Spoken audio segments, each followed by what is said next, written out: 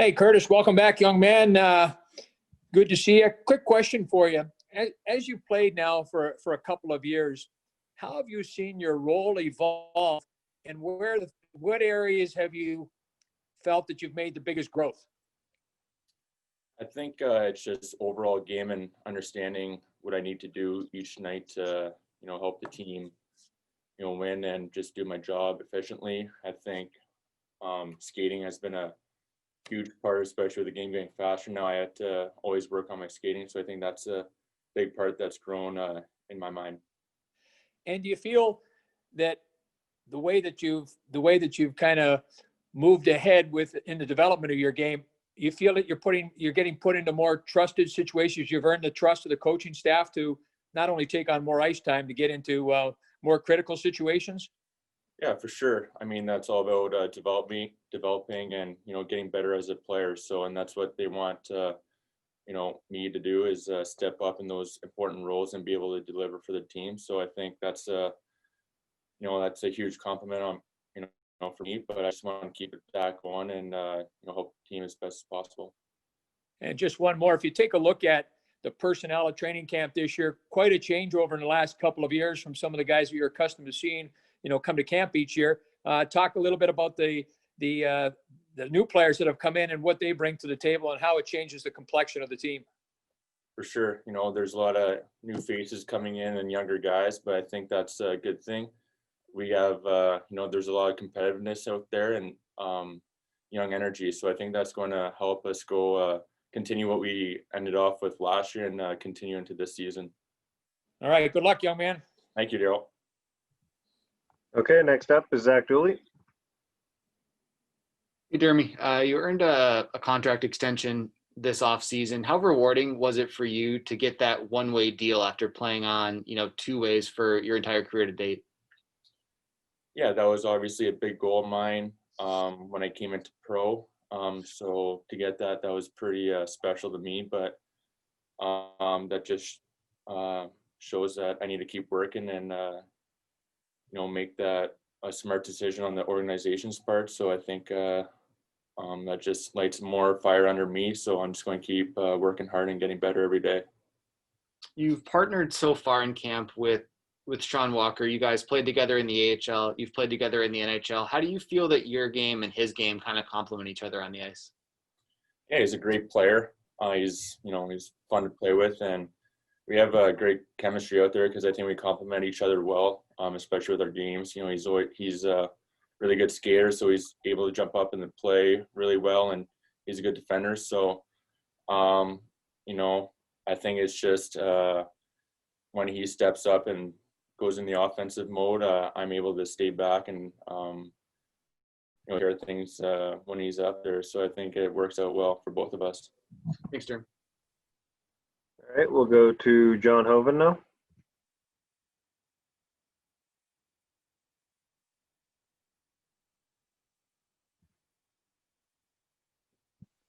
Jeremy, maybe just a question about the off season. Anything exciting to report or talk about your training at all besides being out there in the ocean and surfing? Yeah, it was a long off season, obviously, but I think that I took advantage of the time we had off. Using the development coaches around here, that was a huge advantage, and just be able, grow my game that way and get on the ice as much as possible and work on those skills I need to work on. So I think that's a huge help, and I was able to take advantage. There are so many of the different development coaches and a lot of former NHL players, Jared Stoll, Craig Johnson, Mike Donnelly, et cetera, that are part of that group. Can you just talk with any sort of specifics about what you guys work on and what the conversations are like? Is it a lot of, off ice work? Is it on ice work? A mixture of both? Just any sort of details. I think it's just a mixture of everything.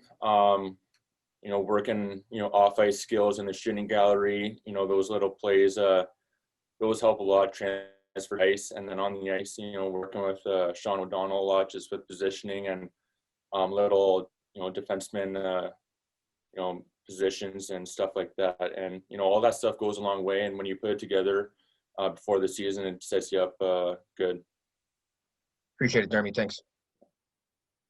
Okay, next up is Jim Fox. Large man. I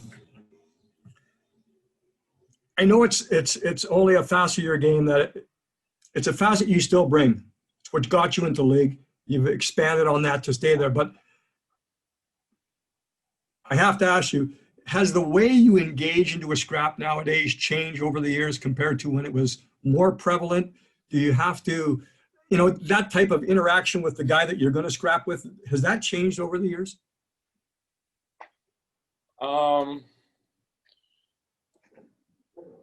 It might have changed a little bit, but for the most part, I think it's been the same for me over my few years of pro.